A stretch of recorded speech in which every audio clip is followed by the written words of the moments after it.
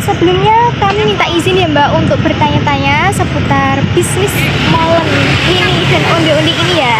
Oke. Untuk ini berdirinya usaha molen mini ini sudah berjalan berapa lama ya Mbak? Sudah berjalan Kurang lebih 1 tahun. Berarti sudah lumayan lama ya Mbak? Ya, lumayan. Ya, oke. Nah, untuk selama menjalankan usaha ini ya, selama 1 tahun ini pernah nggak sih Mbak mengalami kekurangan bahan baku seperti pisang atau minyak atau tepung gitu? Biasanya kalau mungkin di situ kalau pisang itu pernah, kalau mungkin apa kayak gagal panen. Iya, bukan mesinnya gitu ya Mbak? Jadi Oh alah, iya. ya kita apa Memproduksi. kita apa toh enaknya seenaknya apa toh menggunakan kita memakai bahan seadanya. Kita itu pakai bahan seadanya. Kalau mungkin di situ nggak ada pisang ya mungkin kan ini kan variannya banyak, ada rasa, ada coklat, ada pisang, ada nanas, kacang sih sama ketan ikan. Nah kalau sama pisangnya ini nggak ada ya mungkin kita skip dulu. Jadi dialihkan untuk varian yang lain kan ya Mbak? Oke, jadi itu untuk menunjang kalau misalnya pisangnya nggak ada. Penunjangan pisangnya nggak ada. Oke, nah ini kalau misal bahan bakunya susah didapat gitu ya Mbak, terus atau harganya naik, nah itu bisa berdampak ke produksi molnya bagaimana ya? Kan biasanya nanti ada kenaikan harga atau dan lain sebagainya.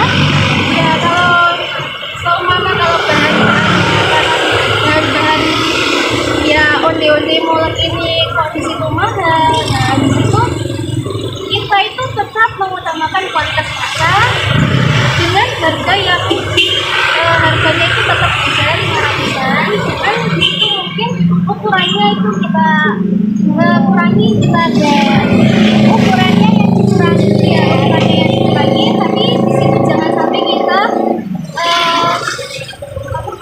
Mempertahankan rasa dan ya di situ kita tetap mempertahankan rasa dan juga harganya.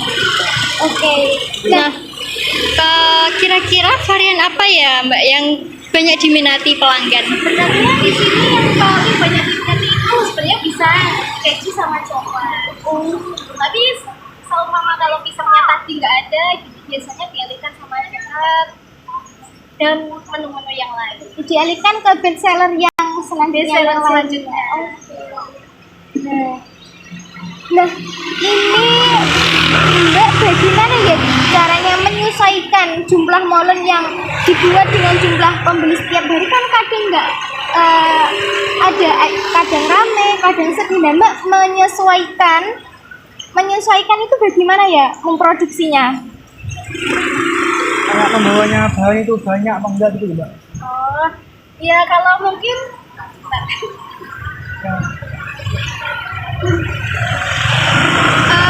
kalau ya namanya penjualan itu kan mestinya kan ada naik turunnya. Iya. Tapi sepinya ya itu merupakan, kalau sepi itu merupakan resiko ya, kendala bagi kita sebagai pedagang, bagi kita sebagai penjual itu merupakan resiko besar.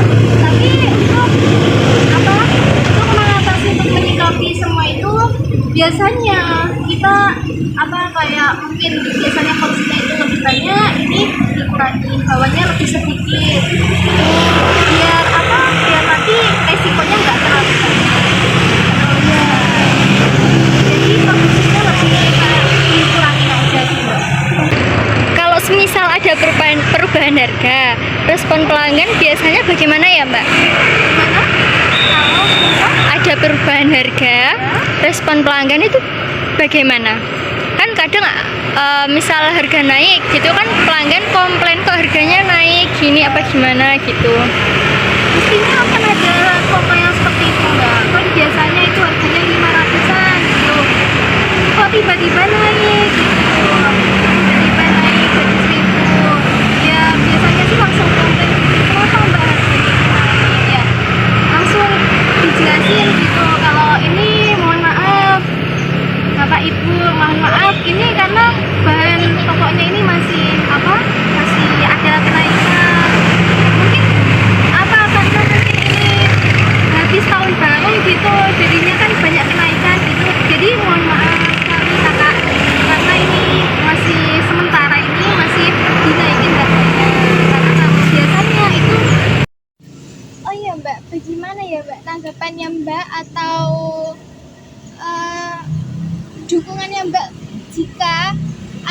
muda ya atau generasi bisa sampai mendirikan usaha seperti ini gitu?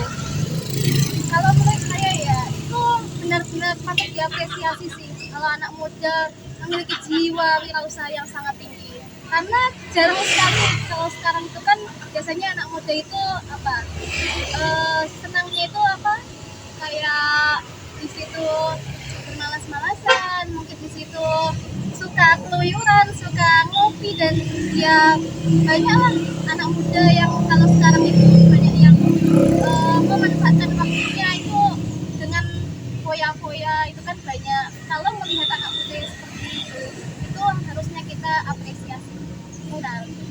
Terima kasih sekali Mbak atas dukungannya dan apresiasinya. Oh ya, di sini saya mungkin cukup sekian wawancara dari kami. Kami sangat berterima kasih atas waktunya yang sudah diluangkan. Semoga bisnis Mbaknya lancar dan ramai terus laris dan bisa selalu berkembang.